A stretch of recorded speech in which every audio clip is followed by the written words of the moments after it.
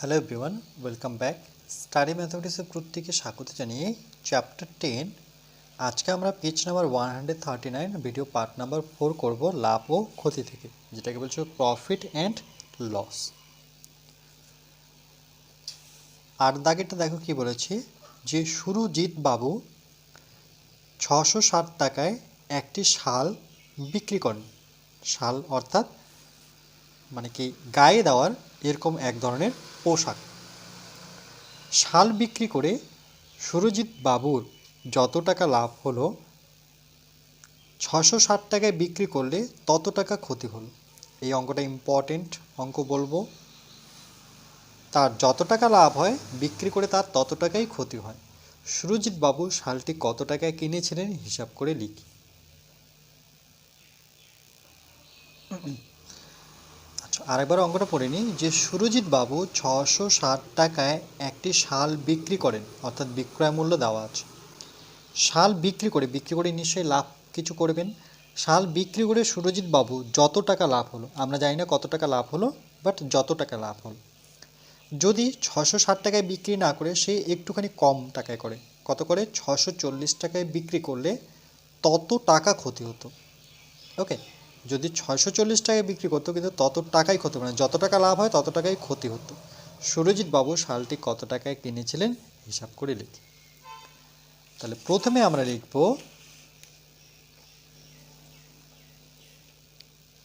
প্রথমে তো নাম্বারিং করব। সর্বপ্রথম লিখব যে সুরজিৎ বাবু, বা এভাবে লিখতে পারি যে মনে করি 660 টাকায় বিক্রি করে সুরজিৎ বাবু যেহেতু কত টাকা লাভ করে জানি না, তাহলে x টাকা লাভ হলো। তাহলে এই লাইনটা লিখব যে ধরি, বা মনে করি লিখতে পারো, ধরি 660 টাকায় 660 টাকায়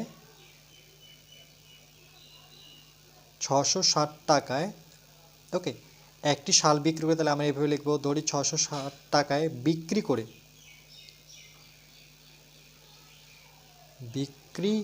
করে ওকে 660 টাকায় বিক্রি করে সুরজিৎ বাবু, বা 660 টাকায় বিক্রি করে লাভ করে, নাম না দিলে হবে এখানে সুরজিৎ বাবু, যে 660 টাকায় বিক্রি করে লাভ করে। আচ্ছা, জায়গা আছে তো দিয়ে দিই নামটা, যে সুরজিৎ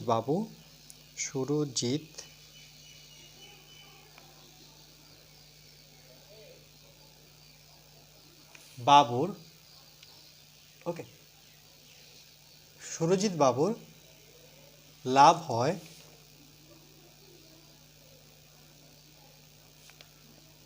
x টাকা। তাহলে এই ক্ষেত্রে আমরা কি পেলাম দেখো, বিক্রয় মূল্য পেলাম কত, 660। এটাকে যদি আর একটু সিম্পলভাবে করি, যে ধরে নাও বিক্রয় মূল্য কত দাঁড়ালো, বিক্রয় মূল্য 660 টাকা।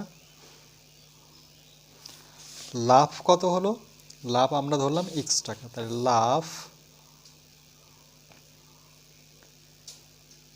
x টাকা। ওকে, এবার সূত্র অনুযায়ী আমরা ক্রয় মূল্য বের করতে পারবো। তাহলে লাভ ইকুয়াল টু, আমরা কি জানি, লাভ ইকুয়াল টু বিক্রয় থেকে ক্রয়। এটাই সূত্র ছিল, যে বিক্রয় মূল্য বিয়োগ ক্রয় মূল্য। এটা কিন্তু বইয়ে সূত্রটা দেওয়া আছে। লাভ বসিয়ে দিয়ে x টাকা, বিক্রয় মূল্য 660 টাকা, ক্রয় মূল্য জানি না, সেটা বের করব।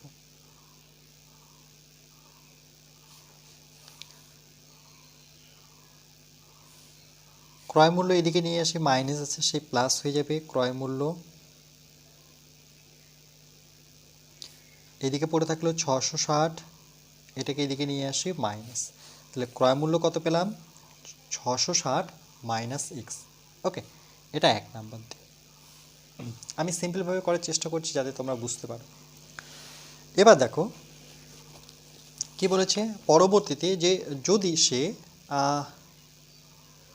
640 টাকায় বিক্রি করত, কিন্তু তত কি হতো, ক্ষতি হতো, তত টাকাই ক্ষতি হতো। তাহলে আমরা লিখবো যে আবার 640 টাকায় বিক্রি করলে তার কত ক্ষতি হতো, এক্স টাকা ক্ষতি হতো। আবার 660-এর জায়গায় এবার লিখব 640, 640 টাকায় 640 টাকায় বিক্রি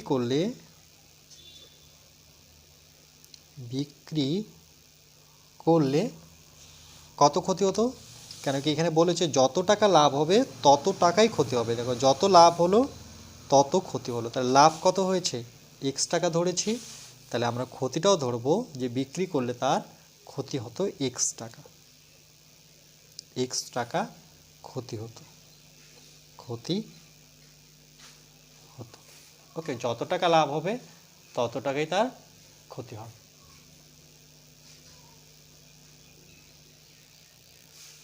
এক্ষেত্রে দেখো বিক্রয় মূল্য কত? 640, তাই লিখব সুতরাং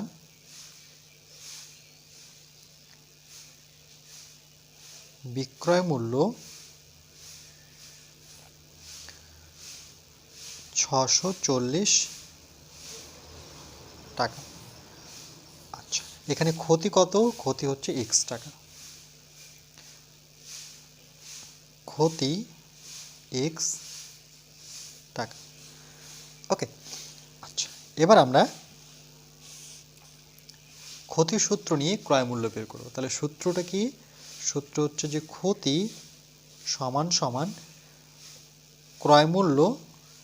মনে রাখবে ক্ষতির ক্ষেত্রে ক্রয় মূল্য আগে হবে, ক্রয় মূল্য বিয়োগ বিক্রয় মূল্য, বিক্রয় মূল্য।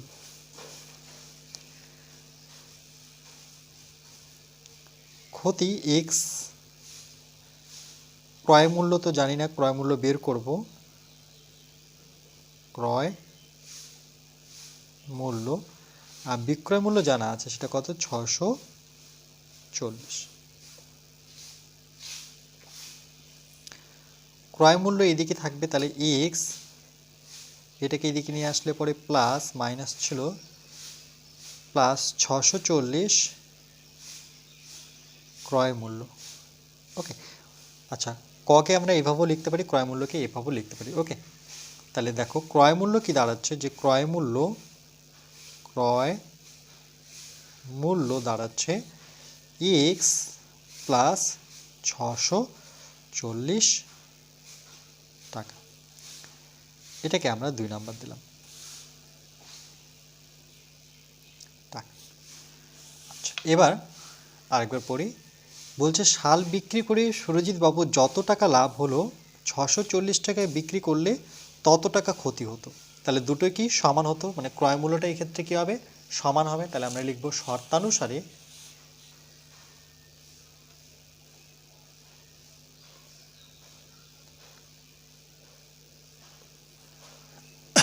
শর্তানুসারে এক নাম্বার থেকে এটা লিখবো। এটা দেখো এটারও ক্রয় মূল্য বের করেছে আর এটারও ক্রয় মূল্য বের করেছে, তাহলে ক্রয় মূল্য দুটো যদি সমান হয় তাহলে বিক্রয় মূল্য দুটো সমান হবে।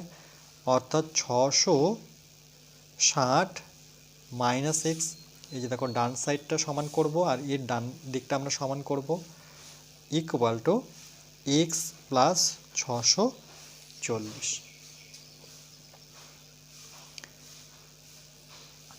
এখানে মাইনাস এক্স আছে, থাক। এটাকে এই এক্সটাকে এদিকে নিয়ে আসলে পরে মাইনাস এক্স ইকুয়াল টু 640, এটা এই পাশে নিয়ে যাই, তাহলে মাইনাস 660 ইমপ্লাইজ দ্যাট মাইনাসে মাইনাসে যোগ করলে পরে প্লাস, মানে এক্স এক্স যোগ করলে পরে 2x, সাইন থাকবে মাইনাস।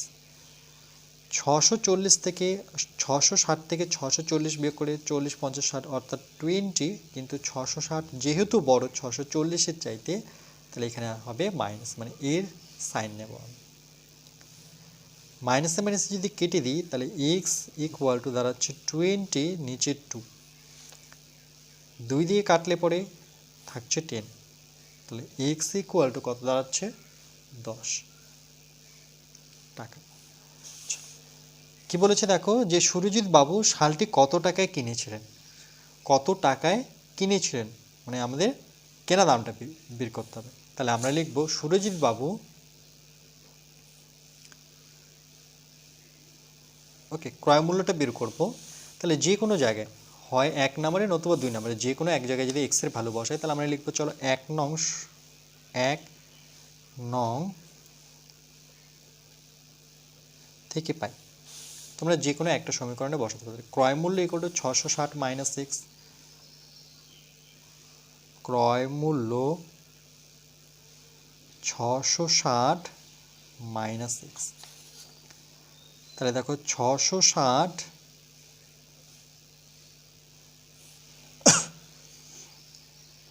মাইনাস এক্স, এক্সের ভ্যালু কত 10 টাকা।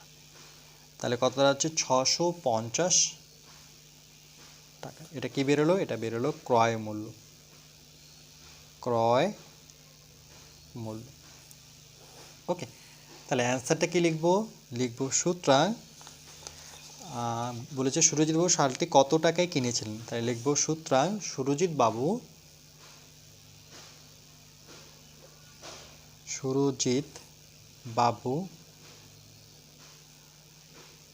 শালটি কিনেছিলেন 650 টাকায়। শালটি কিনেছেন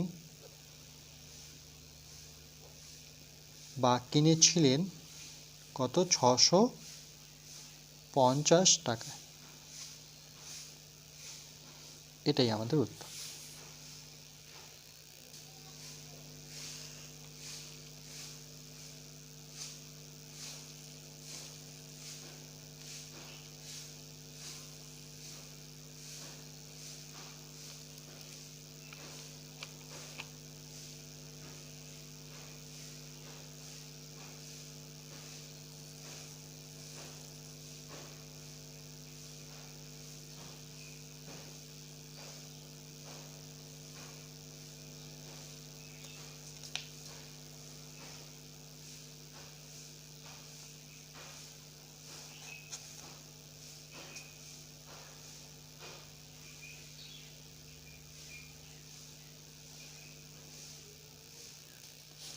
এবার দেখো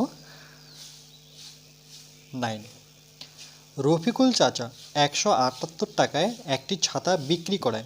তাহলে বিক্রি করেছে কত টাকায়? 178 টাকায়, অর্থাৎ বিক্রয় মূল্য দেওয়া আছে। তার কি হলো? 11%, অর্থাৎ 11% ক্ষতি হলো, মানে লস্ট হয়ে গেল। ছাতাটি কত টাকায় বিক্রি করলে রফিকুল চাচা 11% লাভ হতো? বলছে সে যদি 178 টাকায় বিক্রি না করে কত টাকায় বিক্রি করলে পরে তার 11%ই লাভ হতো, সমানুপাতে তৈরি করে হিসাব করে।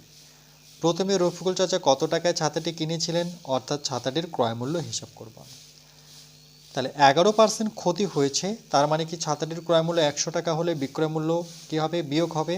ক্ষতি মানে বিয়োগ করব 11, তাহলে 89 টাকা। গণিতের ভাষার সমস্যাটি আমরা লিখব যে বিক্রয় মূল্য, কেন কি বিক্রয় মূল্য দেওয়া আছে, দেখো যেহেতু বিক্রয় মূল্য দুই জায়গায় দেওয়া আছে, এখানে একটা বিক্রয় মূল্য আর এখন একটা পেলাম বিক্রয় মূল্য, তাহলে বিক্রয় মূল্য আগে লিখব। তাহলে বিক্রয় মূল্য প্রথমে কত? এটা থেকে শুরু করব, এই 11% থেকে। তাহলে 89 টাকায় যদি বিক্রয় মূল্য হয় তাহলে ক্রয় মূল্য কত? 100 টাকা। আর 178 কত? তাহলে দেখো বিক্রয় মূল্য বেড়েছে, 89 ছিল, বিক্রয় মূল্য বাড়লো 178 টাকা, তাহলে আমার ক্রয় মূল্য বাড়বে। ওকে, তাহলে সেটা কি সম্পর্ক? দুই দিকে যদি বাড়ে সেটা হচ্ছে সরল সম্পর্ক। তাহলে সরল সমানুপাতটি কীভাবে লিখব? 89:178 সমানুপাত নেব 100, আর কোশ্চেন চিহ্ন জায়গায় কি? এটা ক্রয় মূল্য। তাহলে এখান থেকে আমরা বের করব। ওকে, এটা যদিও আমি খাতায় করে দিচ্ছি, একবার দেখে নিই। আচ্ছা, ক্রয় মূল্য কত দাঁড়ালো? 200 টাকা। আবার রফিকুল চাচা 11% লাভ করতে চান, সে আবার 11% কী করতে চান? লাভ করতে চান। তাহলে সেই ক্ষেত্রে কি করব? লাভের আমরা কি জানি যে ক্রয় মূল্য 100 টাকা হলে বিক্রয় মূল্য কত হবে? লাভ মানে ওটাতে যেমন বিয়োগ করেছি, এটার ক্ষেত্রে এখানে যেমন বিয়োগ করেছি এবার যোগ করে দাও এটাতে, তাহলে কত হয়? 111 টাকা একবারে লিখেছে। ক্রয় মূল্য 100 টাকা হলে বিক্রয় মূল্য 111 টাকা। ক্রয় মূল্য যেহেতু বের করে নিয়েছে, দেখো ক্রয় মূল্য 200 টাকা হলে বিক্রয় মূল্য কত? তাহলে এটাও দেখো ক্রয় 100 ছিল, ক্রয় হয়ে গেল 200, বাড়লো, তাহলে এই দিকটাও বাড়বে, তাহলে এটাও হচ্ছে সরল সম্পর্ক। তাহলে আবার সমানুপাতটি 100:200, আবার ডাবল ইস্টু বা সমানুপাত 111 বিক্রয় মূল্য বের করছে, তাই বিক্রয় মূল্য। সেক্ষেত্রে বিক্রয় মূল্য কত বেরোলো? 222 টাকা। 222 টাকা তাকে বিক্রি করতে হবে। আচ্ছা, অঙ্কটা কীভাবে শুরু করবো দেখো, প্রথমে দেওয়া আছে বিক্রয় মূল্য, তাহলে প্রথমে লিখি যে বিক্রয় মূল্য দেওয়া আছে, এইভাবে লিখতে পারো যে দেওয়া আছে, কি দেওয়া আছে, বিক্রয় মূল্য। তাহলে বিক্রয় মূল্য, বিক্রয়, ওকে, বিক্রয় মূল্য সমান সমান কত, 178 টাকা। ওকে, আর 11% ক্ষতি, তাহলে আমরা লিখবো 11% ক্ষতির অর্থ 11% ক্ষতির অর্থ।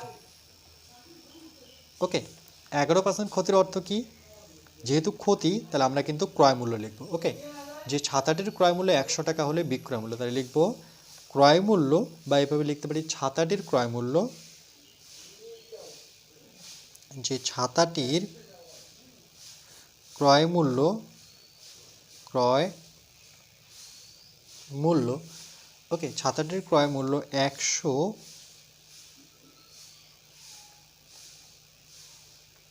টাকা হলে বিক্রয় মূল্য, বিক্রয় মূল্য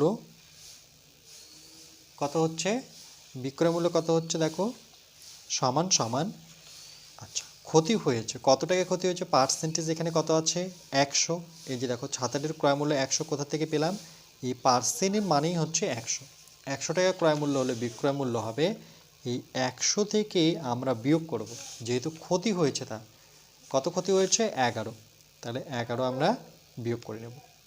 ওকে, তাহলে যদি বিয়োগ করছি তাহলে কত হচ্ছে দেখো, 100 থেকে 11 বিয়োগ করলে পরে আমরা পাচ্ছি 89 টাকা। তাই লিখব গণিতের ভাষায় সমস্যাটি হলো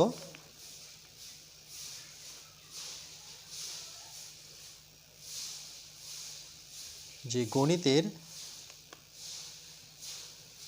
ভাষায় সমস্যাটি হলো, তাহলে দেখো প্রথমে বিক্রয় মূল্য ছিল, এখন আমরা কি পেলাম, বিক্রয় মূল্য পেলাম, তাহলে বিক্রয় মূল্য দুই জায়গায় পেলাম, তাহলে প্রথমে আমরা লিখব বিক্রয় মূল্য। আচ্ছা, এখানে আমি বিক্রয় মূল্য, ওকে, এটার একক দিয়ে দিই টাকা, আর তাহলে এই পাশে লিখব ক্রয় মূল্য, ক্রয় মূল্য, এটারও একক দিয়ে দিলাম টাকা। তাহলে এখান থেকে শুরু করব, বিক্রয় মূল্য কত, যেহেতু 11% এখানে ক্রয় মূল্য পাবো, বিক্রয় মূল্য পাবো, তাহলে এখান থেকে লিখব 89 টাকা বিক্রয় মূল্য হলে পরে ক্রয় মূল্য কত, 100 টাকা। এবার 178 টাকা বিক্রয় মূল্য হলে পরে 178, 178 টাকা বিক্রয় মূল্য হলে পরে, এটা আমরা জানি না, অর্থাৎ ক্রয় মূল্যটা আমরা বের করব।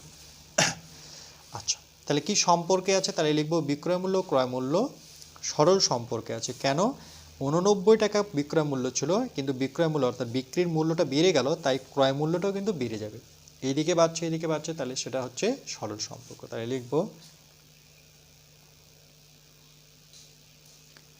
যে বিক্রয় মূল্য, বিক্রয় মূল্য ও ক্রয় মূল্য সরল সম্পর্কে আছে।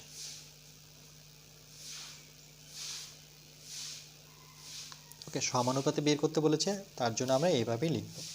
তাই লিখব সরল সমানুপাতটি হলো, সুতরাং সরল সমানুপাতটি হলো, তাহলে সরলের ক্ষেত্রে কি লিখব, 89 অনুপাত, দেখো এইভাবে লিখব যে এখানে লিখ, চলো 89 অনুপাত 178 সমানুপাত, এবার এই ঘরে চলে আসবো 100 অনুপাত 100 অনুপাত কোশ্চেন চিহ্ন, কোশ্চেন চিহ্নের জায়গায় আমরা ব্র্যাকেটে লিখতে পারি ক্রয় মূল্য, ক্রয় মূল্য, যেহেতু এটা আমরা বের করব।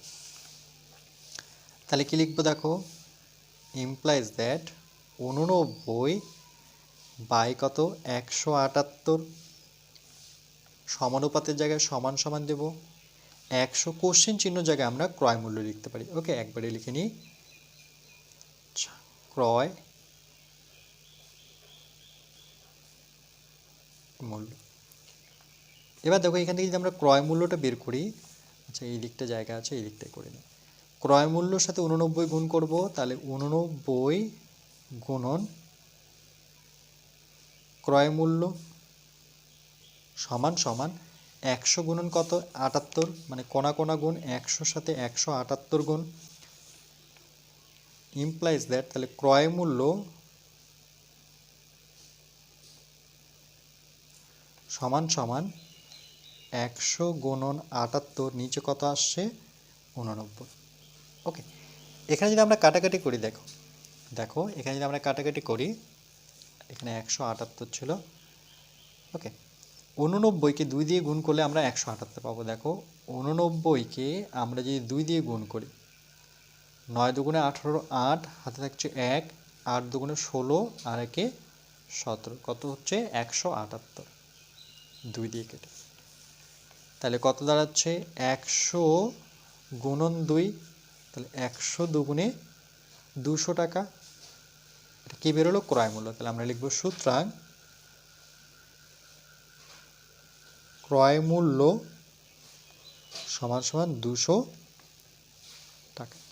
এটাকে হাইলাইট করি কেন কি এই ক্রয় মূল্যটা ধরে এবার আমরা পরবর্তী একক লাইন। এই পর্যন্ত হলো পরবর্তী লাইন। ছাতাটি কত টাকায় বিক্রি করলে, এবার বিক্রির উপরে জোর দেব, ছাতাটি কত টাকায় বিক্রি করলে রফিকুল চাচা 11% লাভ হতো। ওকে, তাহলে আমরা লিখব যে 11% লাভের অর্থ। এবার শুরু করব, ক্রয় মূল্য এখানে আছে, তাই লিখব আমরা যে 11% লাভের অর্থ।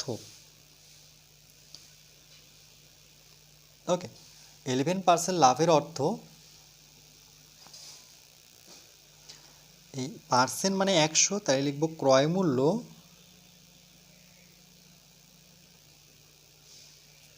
100 টাকা। এই পার্সেন্ট থেকে 100 বের করে নিলাম, ক্রয় মূল্য 100 টাকা হলে বিক্রয়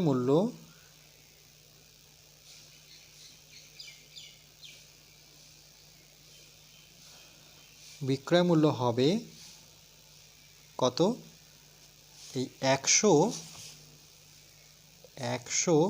প্লাস প্লাস কেন দেব, লাভ যেহেতু হয়েছে, লস হলে পরে বিয়োগ করব আর লাভ হলে পরে যোগ করব, কত 11, যার উপরে পার্সেন্ট দেওয়া আছে। যোগ করলে কত হবে 111 টাকা। আবার লিখব গণিতের ভাষায় সমস্যাটি হলো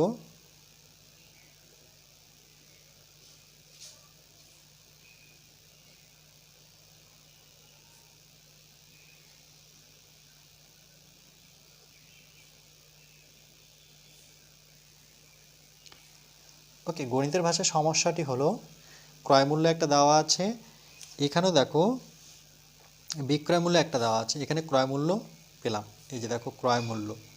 ওকে, তাহলে আমাদের কি বের করতে বলেছে, বলেছে ছাতাটি কত টাকায় বিক্রি করলে, অর্থাৎ বিক্রয় মূল্য বের করতে বলেছে। তাহলে বিক্রয় মূল্যকে আমরা ডান সাইডে রাখবো, বাম সাইডে লিখবো ক্রয় মূল্য। ক্রয় মূল্য একক টাকা, তাহলে এই সাইডে হবে বিক্রয় মূল্য,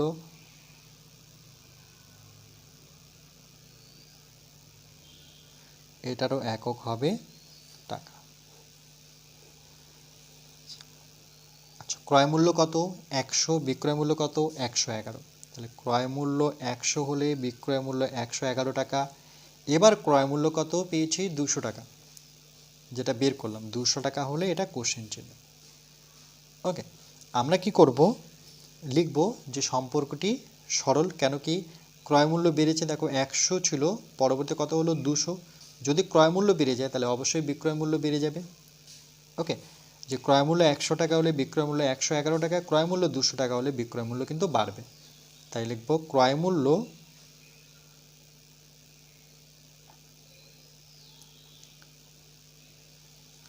ও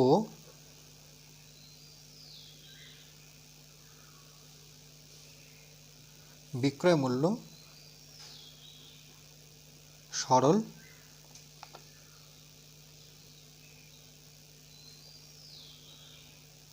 সম্পর্কে আছে। তাহলে অনুপাতটি কী হবে, যে সরল সমানুপাতটি হবে, সুতরাং সরল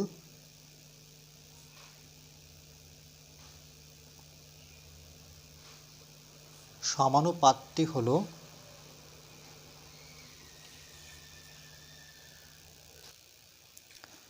আচ্ছা, তাহলে আমরা লিখব 100:200 বা 100:200 সমানুপাত 111 অনুপাত কোশ্চেন চিহ্ন। এই কোশ্চেন চিহ্নর পাশে আমরা যেহেতু বিক্রয় মূল্য বের করছি তাই লিখব বিক্রয় মূল্য। বিক্রয় মূল্য সমান সমান 100/200, অনুপাত থাকলে সেটা বাই আকারে লিখব, আর সমানুপাত থাকলে সেটা সমান সমান হয়ে যায়। 111 কোশ্চেন চিহ্ন জায়গায় আমরা বিক্রয় মূল্য লিখতে পারি। বিক্রয় মূল্য। দেখো এখান থেকে আমরা শূন্যগুলো যদি কেটে নিই তাহলে কত দাঁড়াচ্ছে, 1/2 ইকুয়াল টু 111 বাই বিক্রয় মূল্য।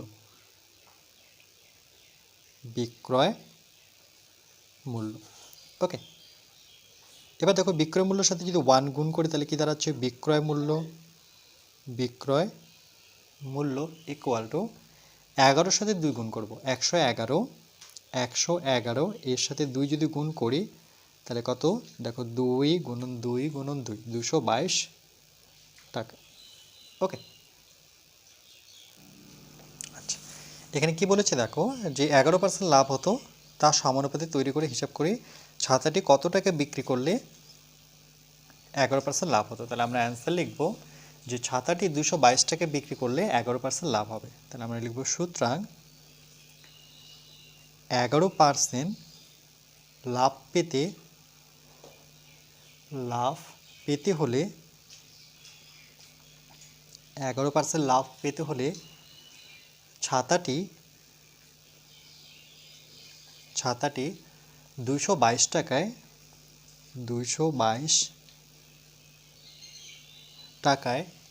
বিক্রি করতে হবে। এটা হচ্ছে আমাদের ফাইনাল অ্যান্সার।